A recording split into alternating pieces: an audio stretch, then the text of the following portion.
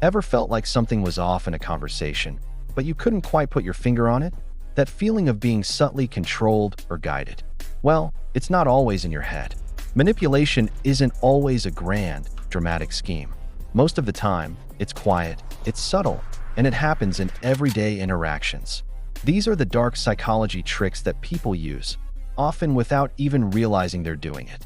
Today, we're pulling back the curtain. We're going to expose 6 of these sneaky tactics, not so you can use them, but so you can spot them, understand them, and protect yourself from their influence. By the end of this video, you'll be able to see these patterns clearly, giving you the power to respond with awareness instead of just reacting. So, if you're ready to sharpen your psychological defenses, let's get started. First up, a classic that you've almost certainly encountered: guilt shifting. This is a masterclass in emotional misdirection. Imagine this. You bring up a genuine issue, something that's bothering you about someone else's behavior. You're trying to have a mature conversation, but instead of addressing what they did, they flip the script entirely.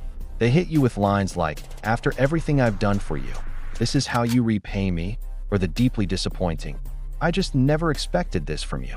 Suddenly, the focus is no longer on their actions. It's on your supposed ingratitude or your failure to meet their expectations. You're the one left feeling guilty, like you've done something wrong just by speaking up. The goal here isn't to find a resolution. It's not about solving the problem. The goal is control. Guilt is a powerful tool because it erodes your boundaries. When you feel guilty, you're more likely to back down, to apologize for things that weren't your fault, and to let the original issue slide. They avoid accountability, and you're left holding a bag of unjustified shame. It's a clever and incredibly damaging way to shut down a valid complaint. Next, we have a trick that's powerful because of what asterisk is in asterisk said: withholding information. Some of the most effective manipulators don't actually tell lies. Lying can be risky, you can get caught. Instead, they just leave things out. They present you with a version of the truth that's technically accurate but strategically incomplete.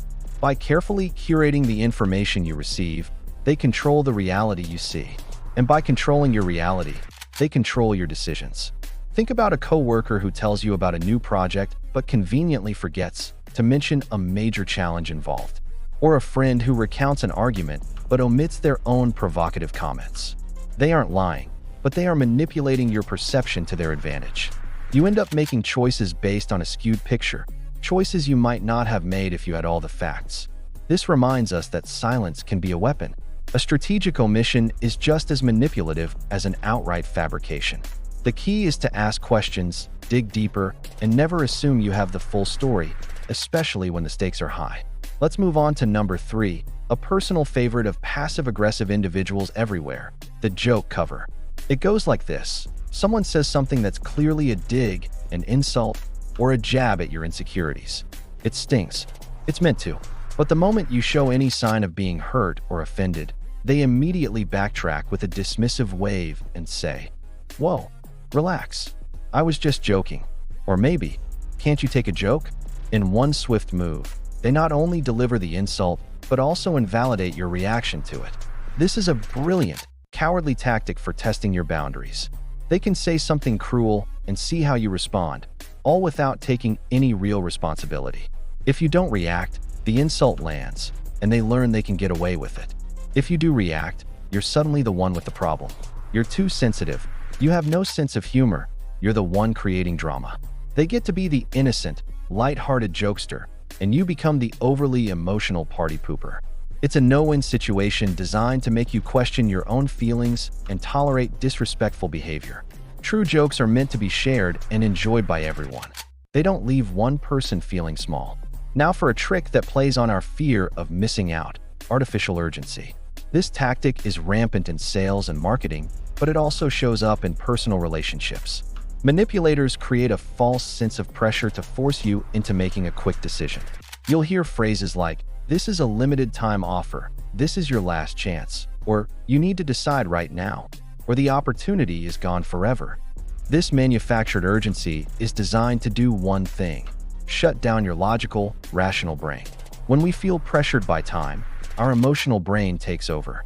We're more likely to act on impulse, anxiety, or excitement, rather than careful consideration. We stop asking important questions.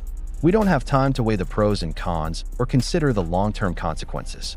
The manipulator wants you to feel that if you pause to think, you'll lose out. But here's the truth. A genuinely good opportunity can withstand scrutiny. Real, valuable offers don't usually evaporate in 5 minutes. If someone is pushing you to decide now, it's often because they know their proposal won't hold up if you have time to think it through. Always give yourself permission to step back and say, I need some time to consider this. Number 5 is an incredibly frustrating and demoralizing tactic, moving the goalposts. It's a game you can never win because the rules are always changing.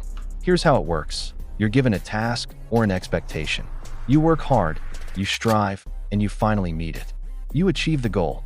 But just as you're about to feel a sense of accomplishment, you find that the target has been moved. The expectations have quietly been changed. Oh, you did that? That's great. But what I really need is for you to do this now. Or, that's a good start, but it's not quite enough. You are constantly left chasing a standard of approval that is always just out of reach. This is a powerful way to keep someone in a state of dependency and self-doubt. You start to believe that you're the one who's always falling short, that you're just not good enough. It keeps you working, trying, and seeking their validation, a validation they have no intention of ever giving you. This tactic is common in toxic work environments and controlling relationships. It erodes your self-esteem and makes you feel like you're running on a treadmill, perpetually exhausted and never getting anywhere. Finally, let's talk about trick number 6, selective kindness. This is when kindness isn't a character trait, but a strategy.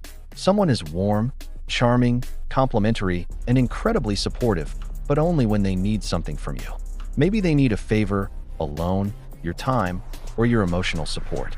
During those times, they're the best friend or partner you could ever ask for. But as soon as they've gotten what they wanted, that kindness vanishes. The warmth turns to coldness, the compliments stop, and the respect disappears. They might become distant, dismissive, or even rude. Then, the next time they need something, the charm offensive starts all over again. This hot and cold behavior is incredibly confusing and emotionally draining. It makes you constantly question the relationship and your own worth. You start to associate their affection with your utility. True kindness, genuine respect, is consistent. It's present in good times and bad, whether something is needed or not. Manipulative kindness, on the other hand, is a tool. It's a switch that gets flipped on to achieve a goal and flipped off once that goal is met. Recognizing this pattern is crucial to understanding who truly values you versus who values what you can do for them. So there you have them, 6 dark psychology tricks that thrive in the shadows of our everyday lives. Guilt shifting, withholding information, the joke, cover, artificial urgency, moving the goalposts, and selective kindness. The power of these tactics lies in their subtlety. They work best when they go completely unnoticed, making you feel confused, guilty, or inadequate without knowing why. But now you know. Now you have the language and the framework to identify these patterns. Knowledge is your first line of defense. When you can spot a guilt trip or recognize artificial urgency, you can choose to respond with awareness and clarity rather than raw emotion. You can hold your ground, ask for more information, and protect your peace. We're curious to know, which of these tricks have you experienced in your own life? Seeing that you're not alone can be incredibly validating. Share your story in the comments below. Let's learn from each other. And if you found this breakdown helpful and want to learn more about the psychology they never taught you in school, make sure to subscribe to the channel and turn on notifications. Thanks for watching, and stay aware.